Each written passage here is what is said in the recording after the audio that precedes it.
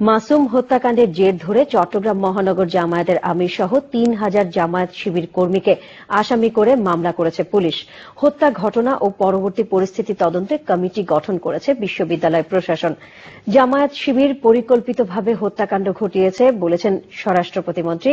Staff reporter Chowdhury ফরিদের সহায়তায় চট্টগ্রাম থেকে report করছেন এনামুল কবির রূপম।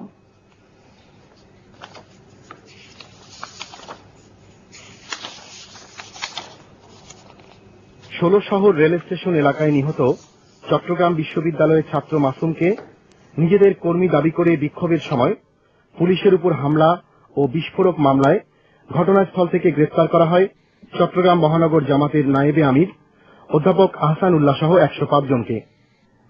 এদের মধ্যে ১৯ জনকে পরে ছেড়ে দেওয়া হয়। রাতে মহানগর আমির ও চট্টগ্রাম বিশ্ববিদ্যালয়ের রাষ্ট্রবিজ্ঞান বিভাগের অধ্যাপক ডক্টর আ.ন.ম মুনির আহমেদ চৌধুরী সহ ৮৮ জনকে আসামি করে মামলা দায়ের করে পুলিশ। এদের বিরুদ্ধে দাঙ্গা হাঙ্গামা, ভাঙচুর ছাড়াও বিস্ফোরণ ঘটানো এবং বিশেষ ক্ষমতা আইনে অভিযোগ আনা হয়। এদেরকে আজ দিনের কোনো এক সময়ে চট্টগ্রামের সিএমএম আদালতে হাজির করা হবে।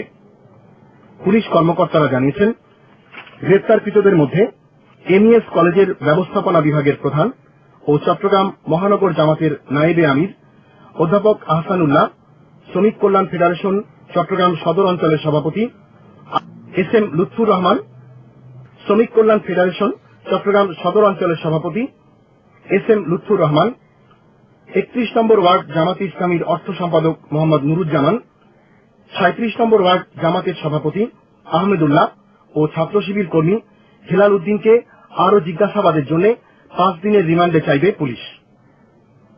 মামলার সুষ্ঠু তদন্ত, তাদের উস্কানি ও নাশকতামূলক কার্যক্রমের মূল উৎস খুঁজে বের করা, পলাতকদের নাম ঠিকানা ও গ্রেফতারের লক্ষ্যে জিজ্ঞাসাবাদের জন্য তাদেরকে রিমান্ডে এনে জিজ্ঞাসাবাদ করা প্রয়োজন বলে জানিয়েছেন পুলিশ কর্মকর্তারা। ওদিকে মাসুম হত্যা ঘটনা তদন্তে ৩ সদস্যের কমিটি গঠন করে তাদেরকে ৭ দিনের মধ্যে রিপোর্ট দিতে বলেছে বিশ্ববিদ্যালয় প্রশাসন। স্বরাষ্ট্র প্রতিমন্ত্রী বলেছেন, দেশকে অস্থিতিশীল করতে ঠান্ডা মাথায় হত্যাকাণ্ড ঘটাচ্ছে জামাত শিবিরের খুনিরা। রাজশাহী বিশ্ববিদ্যালয়ে ওই হত্যাকাণ্ডের পরে তারা চিটাগাং বিশ্ববিদ্যালয় সহ চিটাগাং জেলাকে উত্তপ্ত করবার চিন্তা থেকেই হয়তো এই হত্যাকাণ্ডটা সংঘটিত হয়েছে। চট্টগ্রাম বিশ্ববিদ্যালয় ও আশপাশের এলাকায় তল্লাশি চালিয়ে শিবির কর্মী সন্দেহে আরও ২৪ জনকে গ্রেফতার করেছে হাটহাজারী থানা পুলিশ। চট্টগ্রাম থেকে এনামুল কবির রূপম, চ্যানেল আই। রাজশাহী বিশ্ববিদ্যালয়ের নৃশংস ঘটনায় ফারুক হোসেন হত্যা সহ ৫টি মামলায় গত রাতে অভিযান চালিয়ে সন্দেহভাজন ২২ জনকে আটক করেছে রাজশাহী মহানগর পুলিশ। এখনও স্বাভাবিক হয়নি বিশ্ববিদ্যালয়ের পরিবেশ। রাজশাহী প্রতিনিধি আবু সালেহ মোহাম্মদ ফাত্তাকে সঙ্গে নিয়ে সৈয়দ মাসুদ এবং সোহেল রানার ক্যামেরার সহায়তায় রিপোর্ট করছেন রিজওয়ান কাদের। রাজশাহী বিশ্ববিদ্যালয় শিবিরের নৃশংস হামলা ও মেধাবী ছাত্র ফারুক হোসেন নিহত হওয়ার পর নিরাপত্তা নিয়ে উদ্বিগ্ন বেশিরভাগ শিক্ষার্থী বিশ্ববিদ্যালয় ক্যাম্পাস ছেড়ে বাইরে আশ্রয় নিয়ে। ঘটনার পঞ্চম দিনে শনিবার ছাত্রছাত্রীদের অনুপস্থিতির কারণে ক্লাস হয়নি। কাছে পিঠে অল্প কজন শিক্ষার্থী আসলেও ক্লাস না করতে পারায় হতাশ তারা। এত থমথমে পরিবেশ ক্যাম্পাসে। তো ক্যাম্পাসে উঠতে না উঠতে এরকম একটা বিশাল ঝামেলা একটা, তো আমরা এরকম পরিবেশ চাই না। হ্যাঁ, লেখাপড়ার ক্ষতি হচ্ছে, ক্লাস অফ, পরীক্ষা অফ, সবকিছুতেই সেশন জটে পড়ছে সবাই। যারা সত্যিকার অর্থেই সংঘর্ষের সাথে জড়িত তাদের বিচার চাই আর কি। অনেক শিক্ষার্থী বলছেন গণগ্রেপ্তারের আতঙ্কে ক্যাম্পাসে ফিরতে পারছেন না তারা। অন্তত সাধারণ স্টুডেন্ট যারা গরিব বাবা মার টাকা খরচ করে এখানে পড়াশোনা করতে আসছে তারা যেন এই হয়রানির শিকারটা না হয়। একটু নিরীহ ব্রিলিয়ান্ট ছাত্রকে এভাবে মারার জন্য আমরা অবশ্যই বিচার চাই। ফার্স্ট ইয়ার শেষ হতে আমাদের যদি 18 মাস লাগে তাহলে তো ন্যাশনাল ইউনিভার্সিটির সাথে আর ভার্সিটির সাথে কোনো পার্থক্য থাকলো না। বিশ্ববিদ্যালয় পরিস্থিতি নিয়ন্ত্রণে মোতায়েন রয়েছে অতিরিক্ত পুলিশ। ফারুক হোসেন হত্যার ঘটনায় দায়ের হওয়া 5টি মামলায় সর্বশেষ 22 জন সহ মোট আটক 130 জন। জামায়াতের আমির আতাউর রহমানকে 5 দিনের রিমান্ডে নিয়ে জিজ্ঞাসাবাদ করছে পুলিশ। জিজ্ঞাসাবাদ করছি তাদের পাওয়া তথ্য অনুযায়ী যারা এই ঘটনার সঙ্গে প্রকৃত জড়িত, আমরা প্রকৃত অপরাধীদের গ্রেপ্তারের চেষ্টা করছি। সকালে সার্বিক পরিস্থিতি নিয়ে সংবাদ সম্মেলন করেছেন বিশ্ববিদ্যালয়ের উপাচার্য। থমথমে এই পরিস্থিতি বলে দিচ্ছে রাজশাহী বিশ্ববিদ্যালয়ের বর্তমান অবস্থা। ফারুকের নৃশংস হত্যাকাণ্ডের বর্বরতায় ক্যাম্পাসে এখনো কাটেনি আতঙ্ক। বিশ্ববিদ্যালয় বন্ধ ঘোষণা না করা হলেও কার্যত শিক্ষার্থীদের অনুপস্থিতিতে বন্ধই রয়েছে ক্যাম্পাস। এই অবস্থায় ফারুকের খুনিদের দৃষ্টান্তমূলক শাস্তি নিশ্চিত করার মাধ্যমে ক্যাম্পাসে উপযুক্ত শিক্ষার পরিবেশ ফিরিয়ে আনার দাবি জানিয়েছে রাজশাহী বিশ্ববিদ্যালয়ের শিক্ষার্থীরা। রিজওয়ান কাদের, চ্যানেল আই, রাজশাহী বিশ্ববিদ্যালয়, রাজশাহী। শুক্রবার রাতে রাজধানীতে খুন হয়েছে আরও এক ছাত্রলীগ নেতা। ক্যান্টনমেন্ট থানা ছাত্রলীগ সভাপতি ABM ফারুককে গুলি করে হত্যা করেছে দুর্বৃত্তরা। তবে নিহতের স্বজন ও বন্ধুদের ধারণা এই হত্যাকাণ্ডের পেছনে ছাত্র শিবিরের হাত রয়েছে। নাজমুল হোসেনের রিপোর্ট। রাজশাহী ও চট্টগ্রাম বিশ্ববিদ্যালয়ে ছাত্রলীগ নেতা খুনের ঘটনায় সারা দেশ যখন তোলপাড়, তখন রাজধানীতে আরেকটি হত্যাকাণ্ড।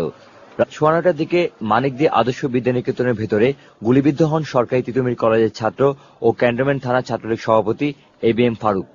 দুর্বৃত্তরা তাকে খুব কাছ থেকে গুলি করে পালিয়ে যায়। আশঙ্কাজনক অবস্থায় ফারুককে ঢাকা মেডিকেল কলেজ হাসপাতালে আনার পর কর্তব্যরত চিকিৎসক তাকে মৃত ঘোষণা করেন। স্কুলের উপরে উকি দিয়ে দেখি যে একজন উপরে পড়ে রয়েছে, মাথার চেহারা দেখা যাচ্ছিল না। তো আমি ভিতরে যাওয়ার পর আমি ওনাকে উপর করলাম, উপর করে দেখলাম যে আমাদের ভাইয়া। গুলির আওয়াজ হয়েছে, তখন ভাবলাম যে এমনি গোলাগুলি, কারণ কালকেও এর আগে গোলাগুলি হয়েছে।